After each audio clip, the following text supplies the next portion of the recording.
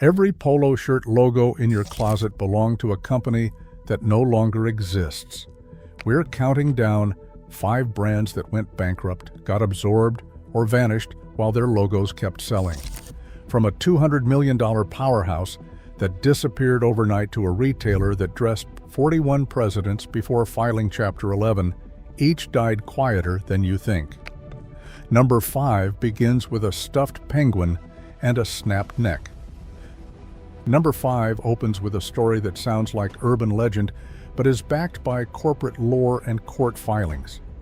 In 1955, Munsingwear salesman Abbott Peterson bought a stuffed penguin in Manhattan to lighten a delayed flight home. The bird's head snapped off mid-flight, and a quick-thinking stewardess tied it back on with a necktie, suggesting the penguin would look great on a shirt. That accident inspired Pete the Penguin, a logo stitched onto golf shirts that soon found their way onto Frank Sinatra, Arnold Palmer, Bing Crosby, and Bob Hope. Original penguin polos became a fixture on golf courses and in country clubs throughout the 1950s and 60s, transforming a quirky mascot into a mid-century status symbol. But the Minneapolis-based Munsingwear company couldn't outlast changing tastes and mounting debt. In 1991, the firm filed for Chapter 11 bankruptcy, restructuring $50 million in unsecured bonds and re-emerging as premium wear.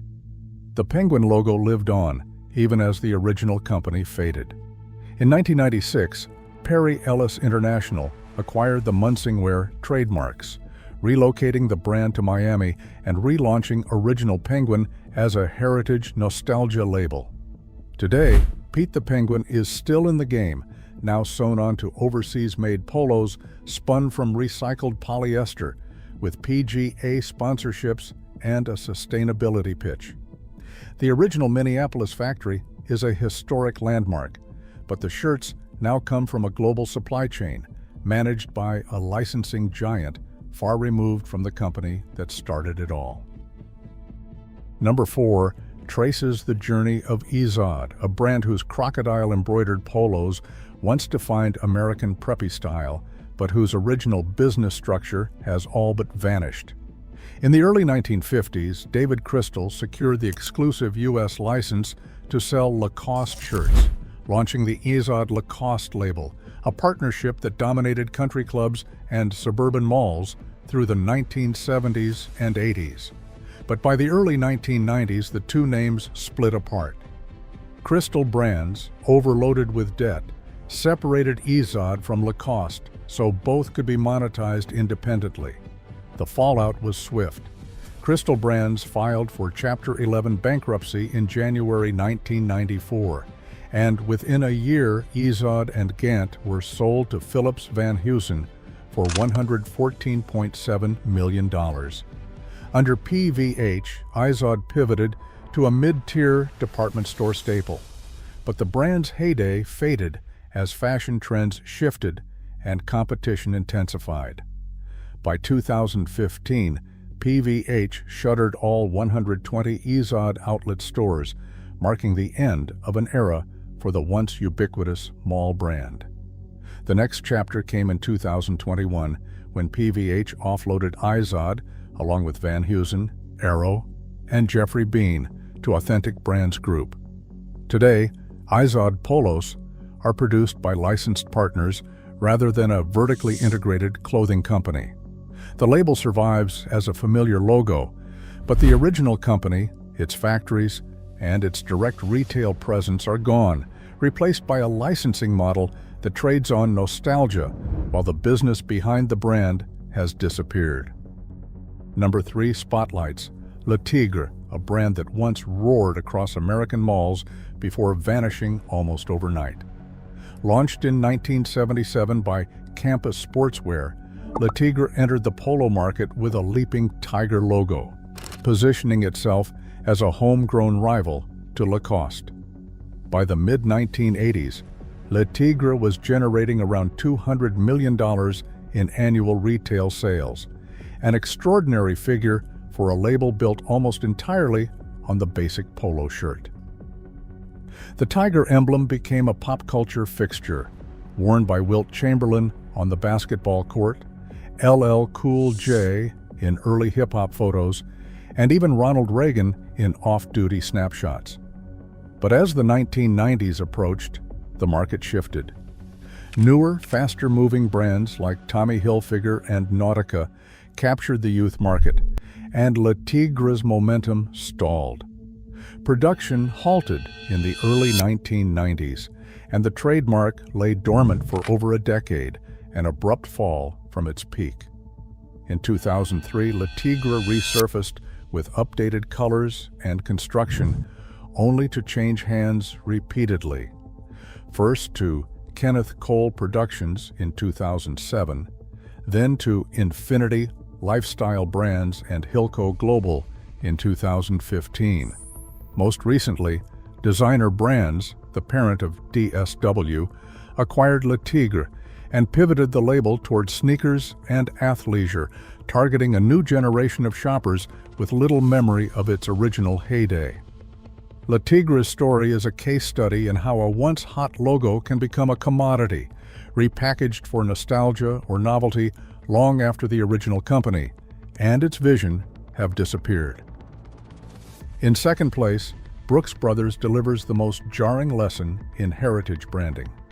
The company's story begins in 1896, when John E. Brooks, inspired by English polo players, introduced the button-down collar to American shirts, a detail that would become a signature of Ivy League style. Over 2 centuries, Brooks Brothers weathered the Civil War, the Great Depression, and both World Wars, building a reputation as the clothier of presidents. 41 out of 45 U.S. presidents have reportedly worn Brooks Brothers, and the Golden Fleece logo became a symbol of American establishment dress. The irony deepens through its connections to fashion's biggest names. Ralph Lauren started out selling ties at the Madison Avenue Brooks Brothers store, only to later face a lawsuit from the company over his Polo brand's use of the button-down collar. In the 1990s, in a bid to cut costs, Brooks Brothers even removed the Golden Fleece emblem from many shirts, a move that quietly stripped away part of its visual identity. Yet by 2019, under new ownership, Brooks Brothers was generating close to $1 billion in annual sales, with efforts underway to restore quality and prestige. Despite this storied past, the company could not withstand the pandemic's retail shutdowns. In July 2020, Brooks Brothers filed for Chapter 11 bankruptcy, ending a 202-year run as an independent operator. Just 2 months later, Simon Property Group and Authentic Brands Group acquired the brand for $325 million. The original Madison Avenue flagship, a landmark of American retail, never reopened. Instead, the Brooks Brothers name now lives on as a licensed asset managed by a corporate consortium that outsources manufacturing and distribution. A new flagship is set to open near the original 1818 location, featuring historic garments and presidential replicas, but the company behind the logo is gone. The Brooks Brothers story is a stark reminder. A heritage logo can survive as a commodity, even after the company that built its legacy has vanished. And finally, in first place, the true story isn't a single brand, but a pattern that threads through every label on this list. Munsingwear, the original home of Pete the Penguin, filed for bankruptcy in 1991 and disappeared from the apparel landscape. Yet, the Penguin logo continued under Perry Ellis International. Crystal Brands, once the force behind Izod, collapsed in 1994. Decades later, the Izod name resurfaced at Authentic Brands Group, a company that manufactures nothing but controls hundreds of trademarks. Le Tigre's tiger prowled across American malls until production stopped in 1992. Then the brand drifted through 5 different owners, each licensing the logo to new factories and markets. Brooks Brothers, the oldest name in American menswear, filed for bankruptcy in 2020 after more than 2 centuries in business. Its iconic golden fleece now belongs to a licensing consortium led by Authentic Brands Group, which parcels out the name to outside producers for a fee.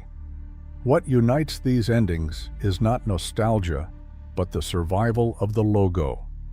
The original companies, including their factories, designers, and business structures, are gone, replaced by holding companies that treat trademarks as revenue streams. Authentic Brands Group, for example, doesn't sew a single shirt.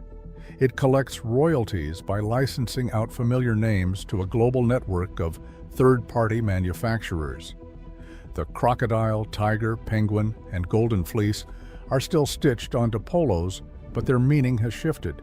They are now intellectual property, not proof of living heritage. For consumers, this is the lesson behind the countdown. A familiar logo on a shirt is no guarantee of tradition or quality. It's a sign that the trademark survived, not necessarily the company behind it.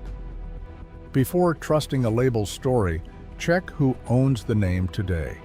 The real heritage may be long gone, replaced by a business model that trades on memory as much as fabric. Across all 5 brands, one pattern stands out. Heritage Polo logos outlived their original makers, traded as assets by licensing conglomerates. In today's market, a familiar symbol rarely guarantees legacy or quality. Next time you shop, look past the logo. Ownership, not nostalgia, tells the real story.